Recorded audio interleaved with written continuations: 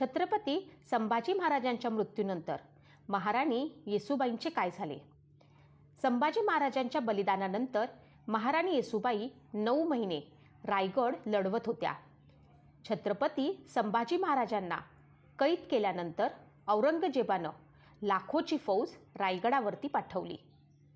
संभाजी महाराजांवर होणाऱ्या यातनांच्या बातम्या रोज महाराणी येसूबाईच्या कानावर पडत होत्या. त्यानंतर 11 मार्च 1689 रोजी अत्यंत क्रूरपणे औरंगजेबानं संभाजी महाराजांची हत्या केली. आता महाराणी येसूबाई शाहूंना गादीवर बसवून सर्व सूत्र आपल्या हाती घेतील असे सर्वांना वाटत होते. पण महाराणी येसूबाईंनी असं न करता राजाराम महाराजांना गादीवरती बसवले. औरंगजेबाला असं वाटत होतं की आता हे मराठा साम्राज्य आपल्या मुठीत येणार. पण महाराणी येसूबाई औरंगजेबाचा हा मनसुबा होऊ देणार नव्हत्या. त्या निकरीनं गडाचा लढा देत होत्या. त्यांनी राजाराम महाराजांना जिंजीच्या गडावर जाण्यास सांगितले. तेव्हा राजाराम महाराज यशस्वीपणे रायगडावरून जिंजीला पोहोचले. इतके प्रयत्न करूनही रायगड ताब्यात येत नाही हे पाहून औरंगजेबानं कपटानं रायगड ताब्यात घेतला. येसूबाईंनी वाटाघाटी करून रायगड जुल्फिकार खानाच्या ताब्यात दिला. या तहात झालेल्या वाटाघाटीप्रमाणे महाराणी येसूबाई व शाहू महाराज यांना मोगलांच्या छावणीत राजकैदी म्हणून पाठवण्यात आले. मोगलांच्या छावणीत गेल्यानंतर या माता आणि पुत्राबरोबर औरंगजेब कसा वागला? महाराणी येसूबाईची कैदेतून सुटका कशी झाली? सुटका झाल्यानंतर महाराणी येसूबाईंचा मृत्यू कसा झाला? हे सर्व काही आपण आज पाहून घेणार आहोत. क्रूर औरंगजेबानं संभाजी महाराजांना अमानुषपणे ठार मारले असले तरी त्यांच्या राणी व पुत्रास मात्र त्यानं सन्मानानं वागवले.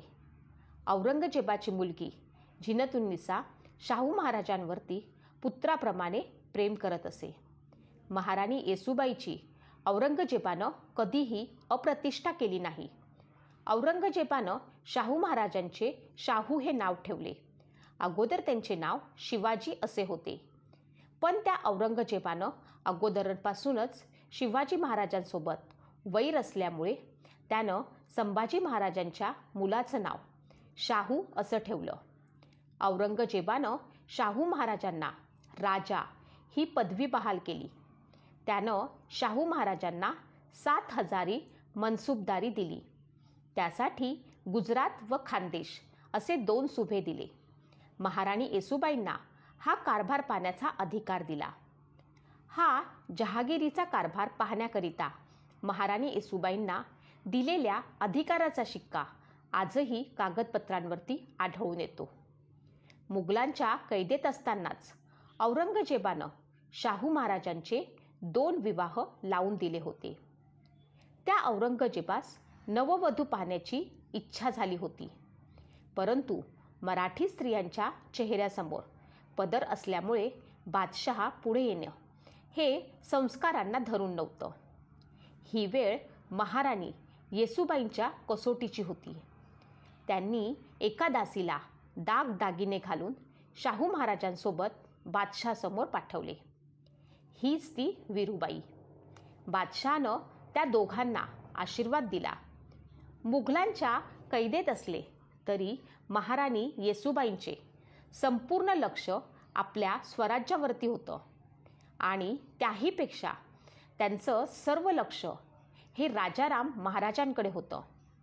त्यांनी एका पत्रातून छत्रपती राजाराम महाराजांना सूचना केली होती की त्यांच्या बायकांना त्यांनी जिंजीतून विशालगडाकडे पाठवावे. मराठ्यांवरती वर्चस्व प्रस्थापित करण्यासाठी औरंगजेब 26 वर्ष झगडत राहिला. आलमगीर बनण्याची इच्छा ठेवणारा तो औरंगजेब, मराठ्यांचं राज्य गिळंकृत करण्याचा विचार करणारा तो औरंगजेब शेवटी 1707 सगळं इथेच ठेवून यमसदनी गेला. त्या क्रूर औरंगजेबाच्या मृत्यूनंतर त्याच्या मुलानं आझमशहानं स्वतःला बादशाह म्हणून घोषित केलं. पण त्या आझमशहाने देखील महाराणी येसूबाई आणि शाहू महाराज आणि इतर राजबंदितांची सुटका केली नाही. त्यामुळे महाराणी येसूबाई आणि शाहू महाराज अस्वस्थ झाले. आपली सुटका व्हावी यासाठी त्यांनी झीनतुन्निसा बेगम, जुल्फिकार खान, राजपूत राजे यांच्यातर्फे बादशहाकडे बोलणे सुरू केले. त्या सर्व बोलण्यातून शेवटी गोपाळजवळील मुक्कामामध्ये शाहू महाराजांची मुक्तता करण्यात आली. त्यानंतर पुढे दक्षिणेत गेल्यानंतर शाहू महाराजांनी काही गडबड करू नये यासाठी त्यांनी महाराणी येसूबाई आणि इतर राजबंदितांना कैदेतच ठेवले. आपण जरी कैदेत असलो तरी आपल्या मुलाची सुटका झाली हे समाधान महाराणी येसूबाईंना होते. छत्रपती राजाराम महाराजांच्या मृत्यूनंतर त्यांची पत्नी महाराणी ताराबाई यांनी मोगलांशी लढा दिला.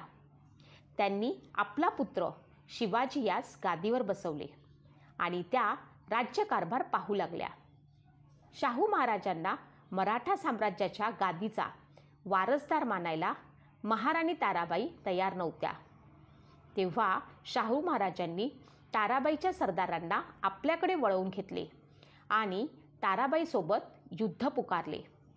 खेडमध्ये महाराणी ताराबाई यांच्यासोबत शाहू महाराज यांनी युद्ध झाले आणि त्यात महाराणी ताराबाईचा पराभव झाला. त्यानंतर शाहू महाराजांनी स्वतःचा राज्याभिषेक करून घेतला. जेव्हा शाहू महाराज छत्रपती बनले तेव्हा देखील महाराणी येसूबाई महाराष्ट्रापासून खूप दूर त्या मुघलांच्या कैदेमध्ये होत्या. जरी शाहू महाराज छत्रपती बनले असले तरी देखील त्यांना आपली आई महाराणी येसूबाई यांची सुटका कशी करावी याविषयी तळमळ लागली होती. पण त्या मोगली छावणीवरती स्वारी करून महाराणी येसूबाईंना सोडवण्या इतके सामर्थ्य शाहू महाराजांकडे नव्हते. परंतु एक संधी त्यांच्यापुढे 1718 आली. दिल्लीचा बादशहा भरूक शेरच्या विरोधात शाहू महाराजांनी दक्षिणेतील मोगल सुभेदार सय्यद हुसेन अली याला लष्करी मदत दिली.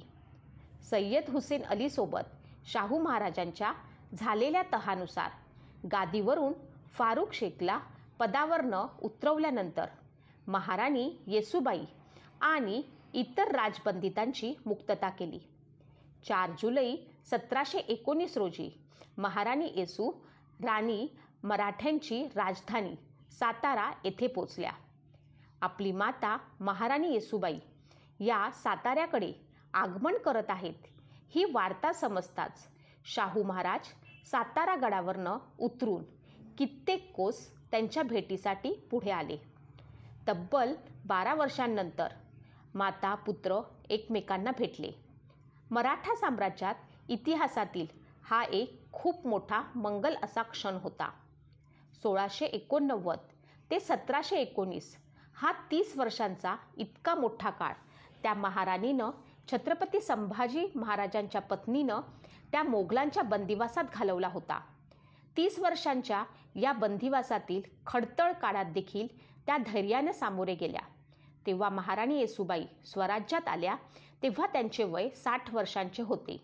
या काळात त्यांनी छत्रपती शाहू महाराजांच्या कारकिर्दीत न्यायनिवाड्याचे कार्य केले.